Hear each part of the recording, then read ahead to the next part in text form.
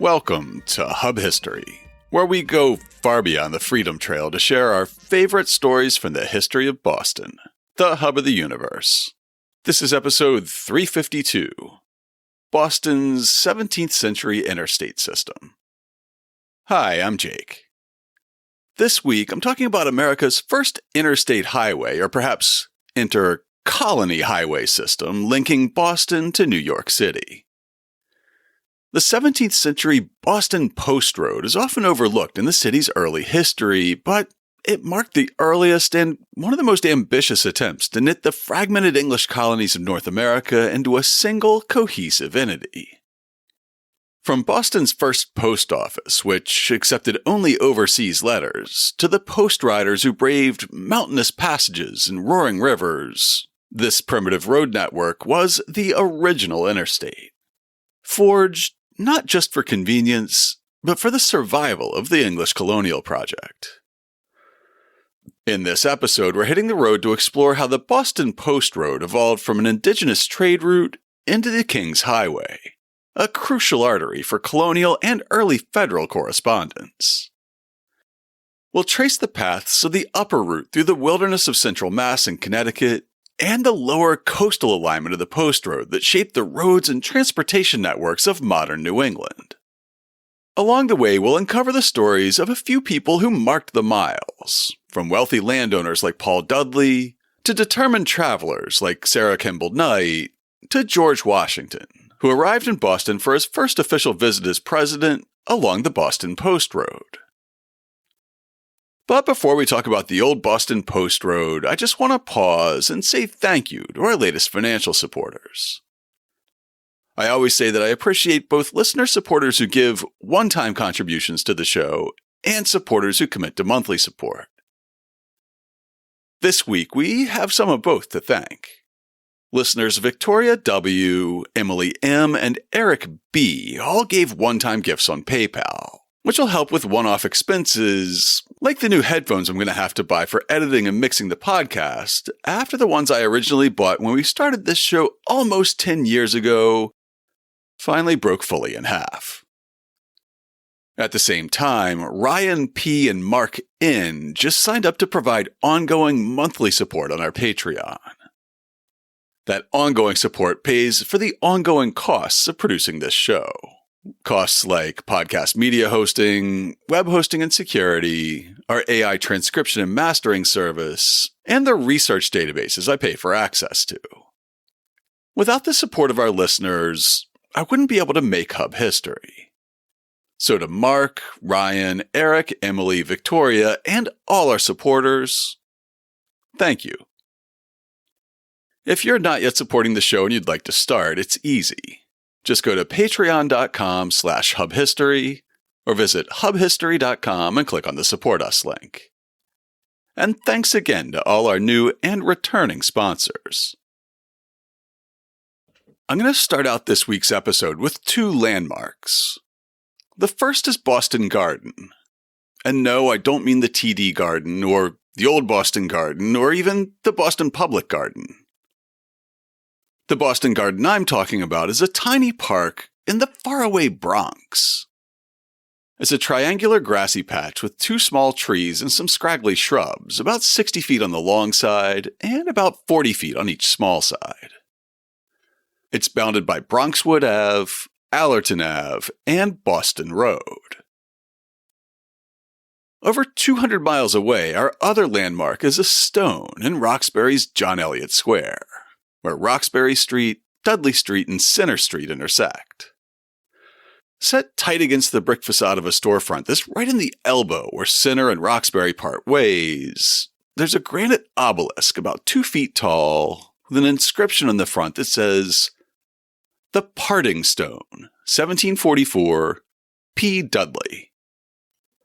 If we were standing on this corner in 1744, the right fork, up Roxbury Street, would lead us to Harvard Square, then out through Watertown, past the famous Wayside Inn in Sudbury, eventually to Springfield, and then down the Connecticut River to Hartford, New Haven, and onward to New York City. The left fork down Center Street would wind its way through Dedham, across the Rhode Island state line at South Attleboro, into Connecticut and through New London to New Haven, and eventually into the Bronx, past the corner that's now marked with a small sign designating it Boston Garden. The older, northerly route connecting the two landmarks originally ran from the Battery in Manhattan to the old State House in Boston.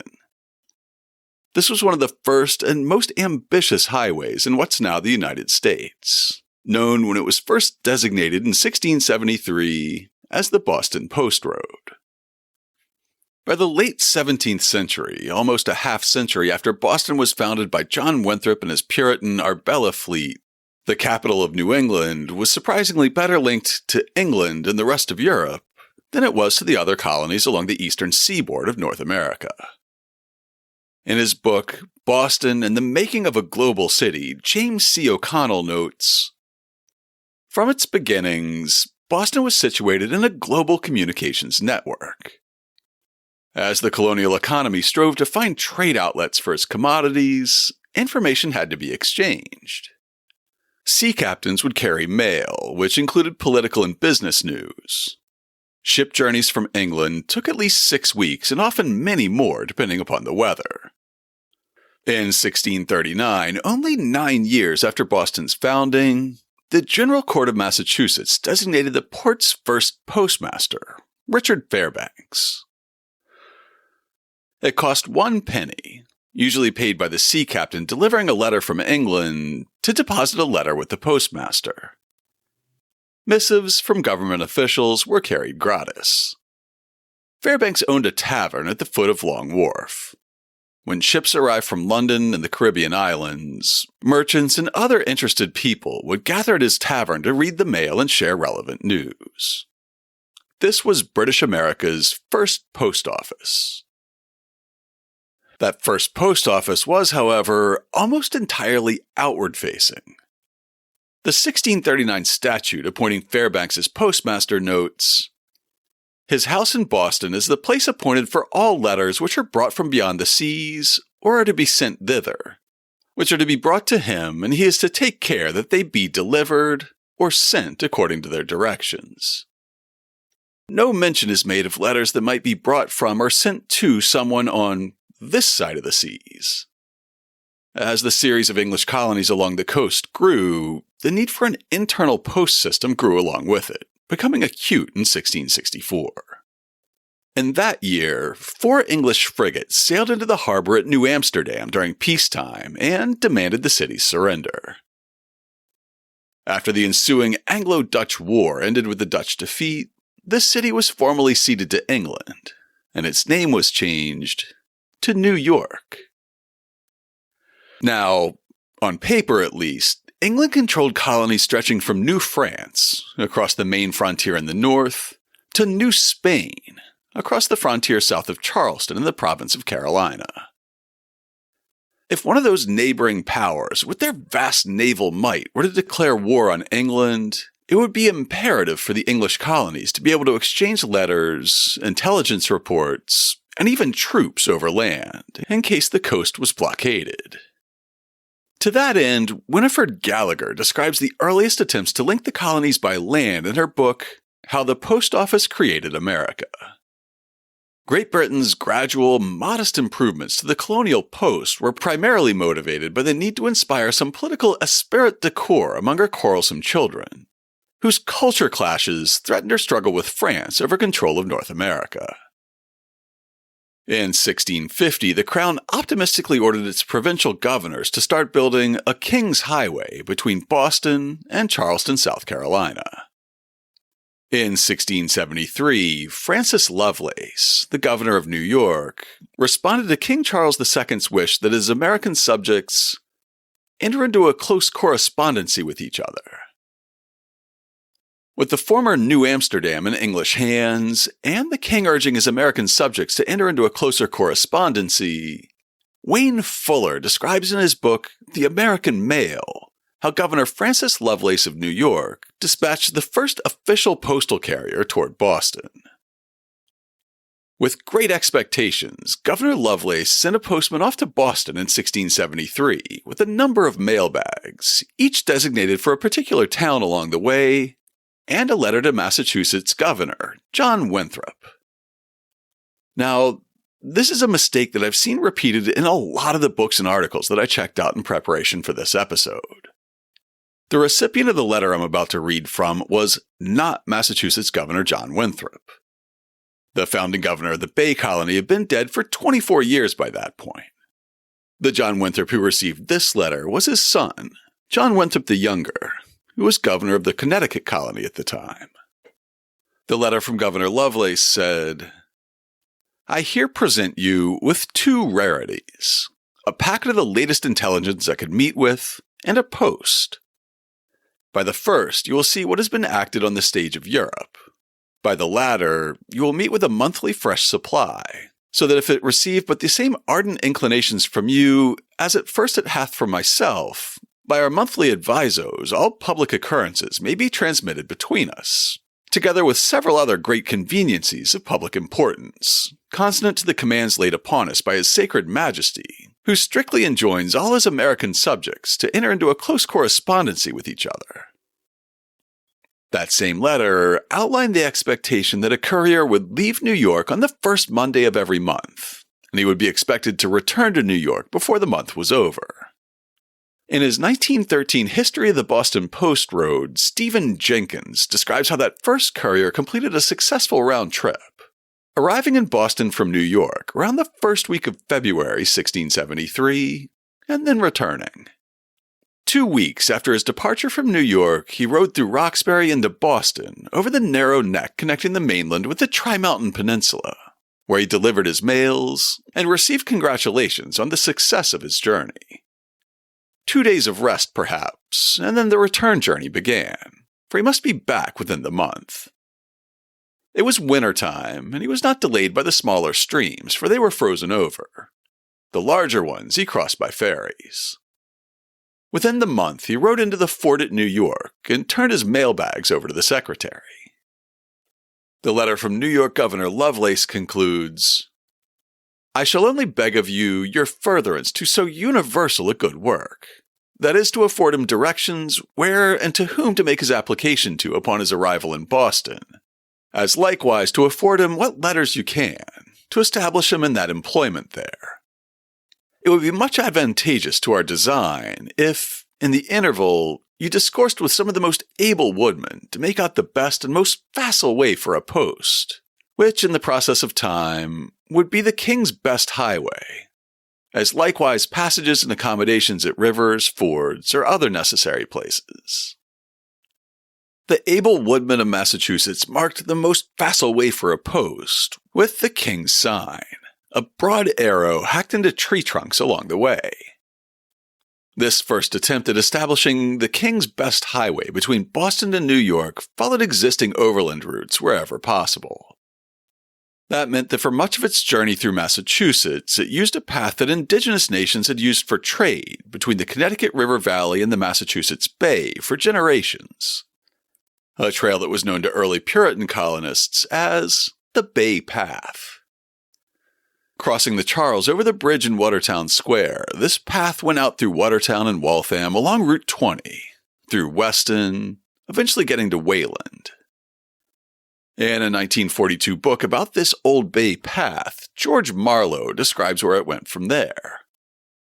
The Bay Path, leaving Wayland, took a wide sweep westward, passing through Sudbury, Stowe, Lancaster, Princeton, Brookfield, Warren, Brimfield, and on to Springfield, and later south to Hartford. A continuation of this path crossed the Connecticut at Springfield and led into the Iroquois country in New York.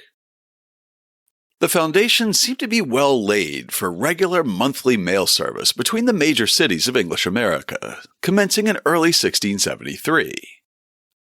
However, events outside the control of the post office interfered, and Winifred Gallagher's account of this first experiment with the postal service concludes, "This service was interrupted just 6 months later, when the Dutch briefly retook the large territory along the Hudson and Lower Delaware rivers that they called New Netherland." The Dutch recaptured the city that they called New Amsterdam in August 1673, but the Treaty of Westminster that ended the war returned it to the English. The English then sent a new governor named Edmund Andros, who assumed control of the colony in November 1674. You can learn more about how Andros, the royal governor of New York, became the scourge of Puritan Boston in episodes 165, 279, and 295. When Andros took over, officials in both cities tried to start the mail service back up, but just a few months later, King Philip's War broke out, rendering the wilderness of western Massachusetts and Connecticut a no-go zone for post riders and nearly forcing the English colonial project back into the sea. The New England colonies barely survived this war and slowly began to recover to the point where their leaders could once again consider a regular correspondence with colonies to the south. James O'Connell describes how mail service to New York was restarted over a decade after the war, in Boston and the making of a global city.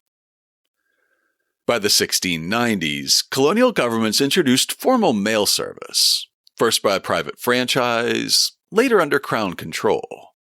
The service resembled the later Pony Express, with post riders galloping from station to station, usually inns. It took a week to travel between the two cities.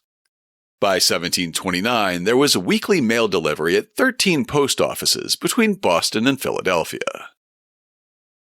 The service developed quickly between the 1690s and the 1720s.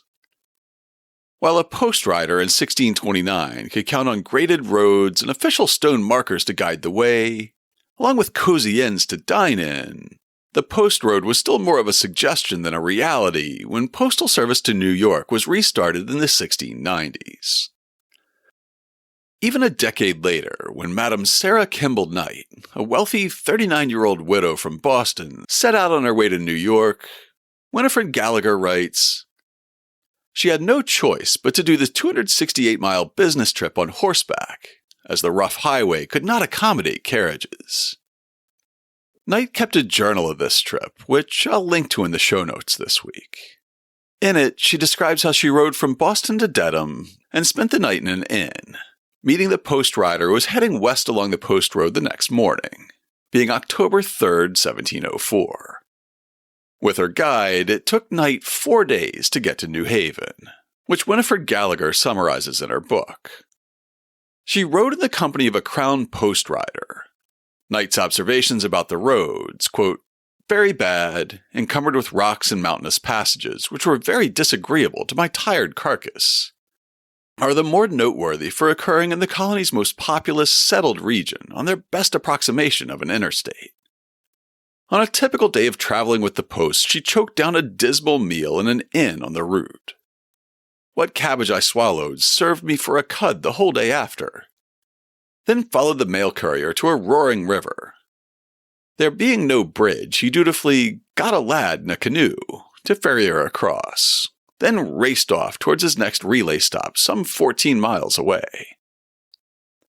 After the hard riding of this first leg of her journey, Madam Knight stayed in New Haven until early December, conducting some business and collecting some debts, before setting out again on December 6th and taking another 4 days to get to New York.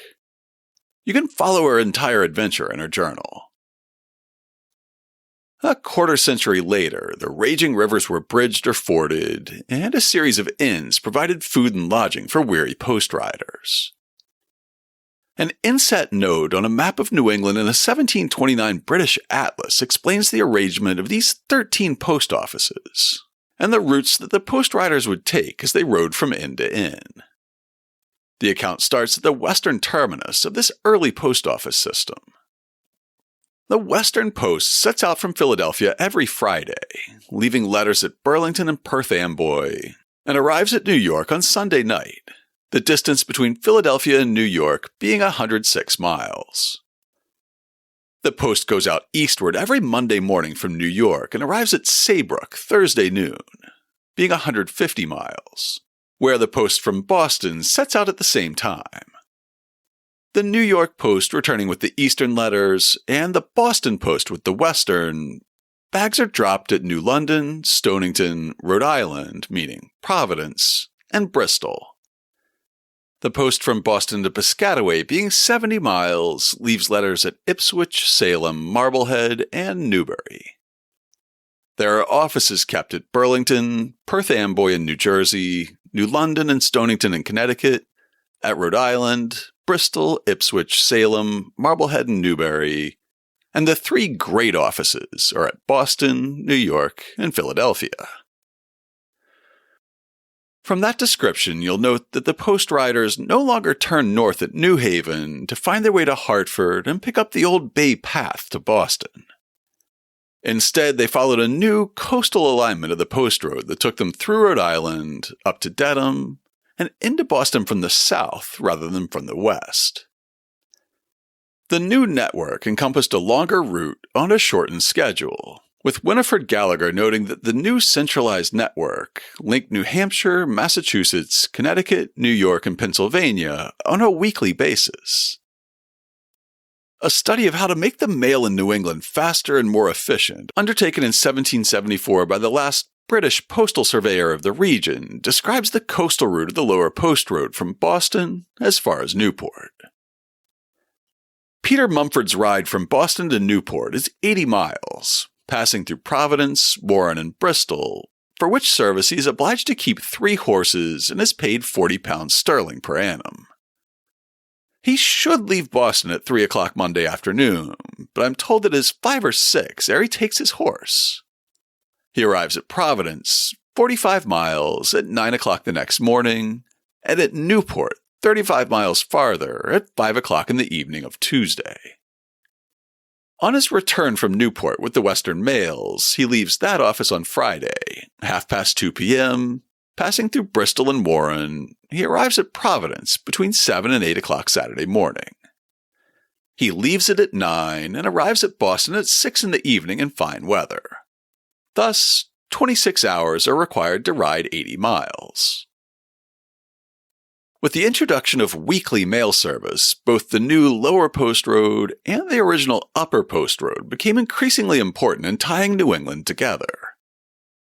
This growing cultural relevance made some of the most wealthy people in the colony want to add their names to the post roads, and Paul Dudley, a rich lawyer, Roxbury landowner, and the namesake of the former Dudley Square, started placing milestones along the road in 1729.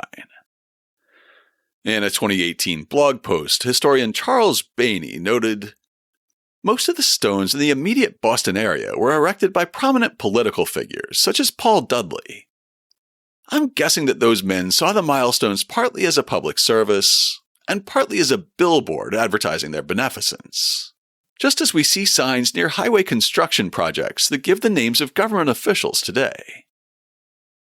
Tourists are often told that these milestones measure the distance from the so-called Boston Stone, an old millstone that's set in a brick wall on the Blackstone block next to the Haymarket. There's no evidence that the Boston Stone was ever mile 0 for the Boston Post Road, but a 1707 diary entry from the Reverend Samuel Sewell makes a strong argument that the old State House, still known in 1707 as the Town House, was always the starting point of the post roads. The minister wrote, "Mr. Antrim and I measured with his wheel from the townhouse 2 miles, and drove down stakes at each mile's end in order to place stone posts in a convenient time." As far as I know, any milestones placed by Samuel Sewell in 1707 are long gone, and Charlie Bainey speculated that the first 3 milestones placed by Paul Dudley in 1729 were dug out by Continental soldiers and used to reinforce the 1775 siege lines. But you can still pick up the trail, starting with the 4th mile, which is set in the brick wall in front of the Mission Park development along Huntington Ave and Mission Hill. The 5th mile is marked by a stone on Harvard Street in Brookline in front of the United Parish Church. The 6th and 7th milestones are both in Brighton, on the way to Harvard Square along Harvard Ave. These 4 surviving stones are inscribed with the number of miles to Boston, the date 1729 when they were placed, and the initials PD for Paul Dudley. Dudley's parting stone, where we started today's episode, was placed later in 1744, and it doesn't mark a mile, but rather the point where the upper post road and the lower post road parted ways, not to meet again until they got to New Haven. From the 1720s to the 1760s, other wealthy benefactors paid to mark 99 miles along the upper post road from Boston all the way to Springfield, with 47 surviving today.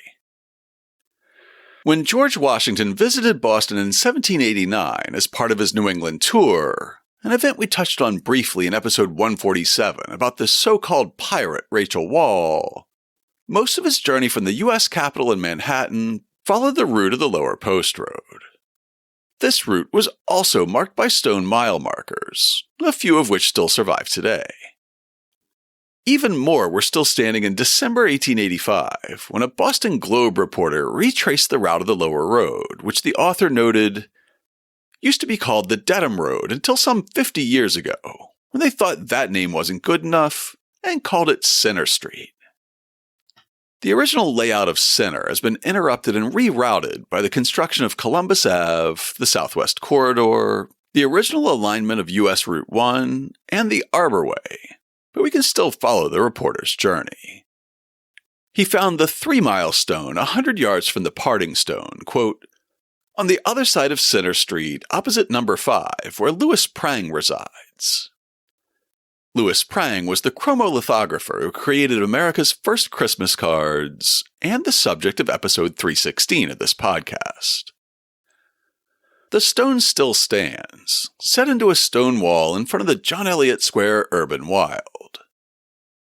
The 4th mile is marked by a much smaller and more unassuming stone wedged into a wall in Hyde Square, which, in 1885, was so easily overlooked that a passerby after dark need not be surprised if he stumbles over it in keeping too close to the fence. Our anonymous author notes that milestone 5 on the lower post road was found in Jamaica Plain, nearly opposite the West Roxbury Soldiers Monument and facing Center Street at the corner of Elliott Street. This stone was evidently intended to be Judge Dudley's masterpiece.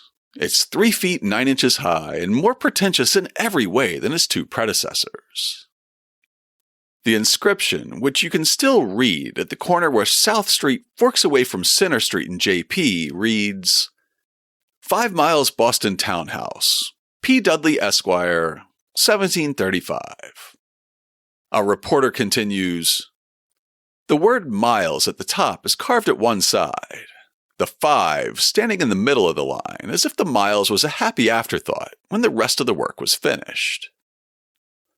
The modern equivalent of these milestones stands in Kenmore Square, where a green highway sign bolted to a lamppost marks the beginning of U.S. Route 20, and notes that it's 3,365 miles to Newport, Oregon. It only makes sense that when the federal government created the first nationwide system of numbered highways, both the upper and lower Boston post roads became key spokes radiating out from Boston's hub. The upper post road, the oldest highway in America, is today the longest. U.S. Route 20 was designated 100 years ago on the same day that the more famous Route 66 was designated in 1926. Crossing 12 states all the way from Boston to the Pacific Ocean in the small town of Newport, Route 20 barely edges out Cape Cod's Route 6 as the longest highway in the country. The lower post road has a designation that's no less famous, U.S. Highway 1. Today, Route 1 stretches from Key West to the Canadian border in Maine, including the original section that connected the Battery in Manhattan to the old State House in Boston. While U.S. Route 1 was also officially designated a federal highway in 1926, several sections of the Atlantic Coast Highway in New England had already had signs naming it as Route 1 for years. A 1927 U.S. Department of Agriculture press release promoting travel on the newly laid-out highway reads, stretching from end to end of the 13 original colonies, from Fort Kent, Maine to Miami, Florida, the connecting sections of the Atlantic Coast Highway, known as United States Route No. 1, have formed a highway of history for 300 years. Washington traveled it repeatedly in peace and war. Now, the 94-mile section between New York and Philadelphia carries a heavier average traffic than any other road of equal length in the world. Route number 1 connects New York, Princeton, and Philadelphia, the 3 cities at which the capital was established in the early years of the Republic, with Washington, the final choice. And it passes near or through nearly all the Revolutionary battlefields and many of those of the Civil War. Both the upper and lower alignments have been more recently absorbed into the interstate highway system. You can pull up a wide view of New England on Google Maps and instantly see that the upper and lower post roads very roughly follow the routes of the Mass Pike and I-91 on the upper alignment and I-95 along the coast on the lower alignment. When newly elected President Washington came to Boston in 1789, he followed the lower post road into Massachusetts at South Attleboro. You can follow his route by tracing Washington Street in the original alignment of Route 1 through North Attleboro, Sharon, Walpole, and Westwood. From Westwood, President Washington took some streets that are intimately familiar to me before arriving at milestone number 5 in Jamaica Plain. I live in the Reedville neighborhood of Hyde Park, so I run a lot of my errands in Boston's southern suburbs, especially Dedham. In the Islington neighborhood of nearby Westwood, President Washington would have turned right from what's now Washington Street onto East Street, right by my barbershop. He followed East Street around the marshes that still line Wigwam Pond in Dedham into Dedham Square, where I ran a 10K earlier on the day of this recording. There, he crossed the alignment of modern Washington Street on to Center Street. Following Center Street into Boston today, you pass the oldest remaining house in the city, just after the boundary stone marking the town line near Temple Beth Israel Cemetery. Then you pass the gravel pit in West Roxbury, go through the Holy Name Rotary, pass into Jamaica Plain, and eventually find your way to the Parting Stone in Roxbury, where our story began. From there, Washington's route took him into Nubian Square, which used to be named for Paul Dudley. After Nubian Square, Washington's journey joined streets that have been renamed in his honor, following what's now Washington Street through Lower Roxbury in the South End to the Theater District and onto the old State House, which was mile marker 0 for the Boston Post Road. To learn more about the Boston Post Road, check out this week's show notes at hubhistory.com/352. I'll have links to all the sources we used this week, including the 1885 Boston Globe article describing a journey to locate Dudley's milestones, and Charlie Bainey's blog post about those same milestones. I'll link to the books How the Post Office Created America by Winifred Gallagher, The American Mail by Wayne Fuller, Old Bay Paths by George Francis Marlowe, The Old Boston Post Road by Stephen Jenkins, and Boston and the Making of a Global City by James O'Connell. I'll also have links to online copies of the journals kept by Samuel Sewell, Sarah Kemble Knight, and Hugh Finley of the Royal Mail that I quoted in the episode. Plus, there'll be historic maps showing the routes to the upper and lower post roads, and images of a few selected milestones.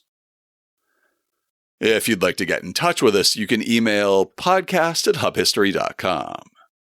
I still have profiles for Hub History on Facebook, Twitter, and Instagram, and over on Mastodon as @hubhistory@better.boston. These days, though, your best bet for getting in touch with me via social media is Blue Sky, which is pretty much the only place where I regularly post and interact with people. You can find me on Blue Sky by searching for hubhistory.com. If you're not spending much time on social media these days, the easiest way to get in touch with us is to go to hubhistory.com and click on the Contact Us link. While you're on the site, hit the subscribe link and be sure that you never miss an episode. If you subscribe on Apple Podcasts, please consider writing us a brief review. If you do, drop me a line. I'd love to send you a Hub History sticker as a token of appreciation. That's all for now. Stay safe out there, listeners.